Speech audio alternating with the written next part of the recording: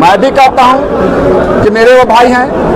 कौन बोलता है कि नहीं भाई हैं, लेकिन छोटा भाई का क्या काम है? त्याग, समर्पण बड़े भाई के साथ होना चाहिए। जब उनको छपड़ा दे दिया गया था तो मांझी की जरूरत नहीं है।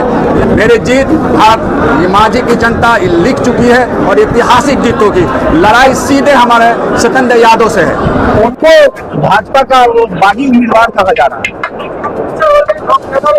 किसी का बागी उम्मीदवार नहीं, मैं किसी का भी बागी उम्मीदवार नहीं।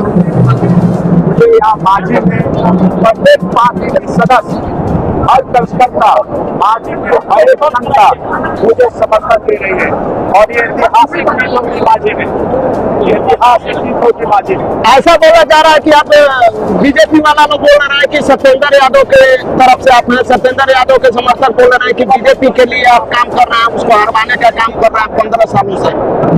आप पूरा डाटा उठाकर देखिए, पिछले चुनाव में जदयू के 85 से ज्यादा खाली था। 15 के चुनाव में आप डाटा उठाकर देखिए, आज की जनता मुझसे प्यार करती है। जो आरोप लगाता है निर्दलीय के बात में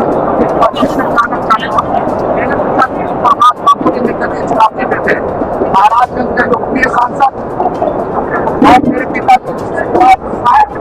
निर्दलीय चुनाव जीते और हमारे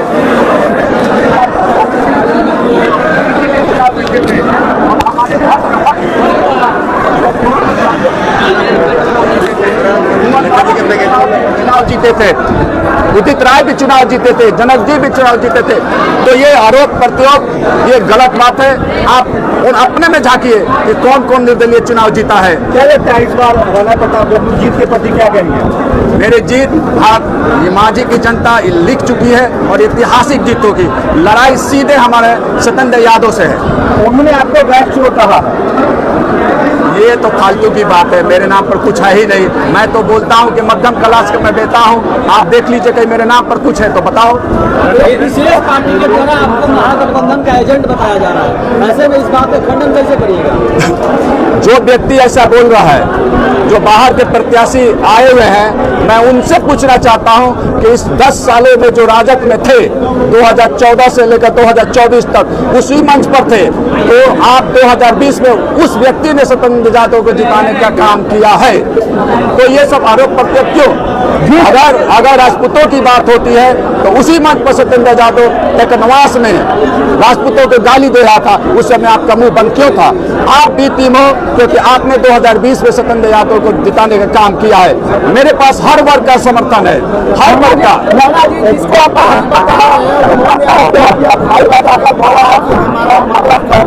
मैं भी कहता हूं कि मेरे वो भाई हैं। कौन बोलता है कि नहीं भाई हैं, लेकिन छोटा भाई का क्या काम है? त्याग, समर्पण बड़े भाई के साथ होना चाहिए।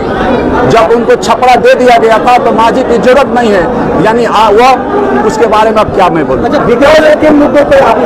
निश्चित मांझी में विकास होगा, उद्योग धंधे लगेंगे, कृषि कॉलेज खुलेंगे और भ्रष्टाचार मुक्त समाज होगा। पिछले 5 साल भाजपा में ऐसे कौन से व्यक्ति हैं जिन्होंने आपके साथ धोखा किया?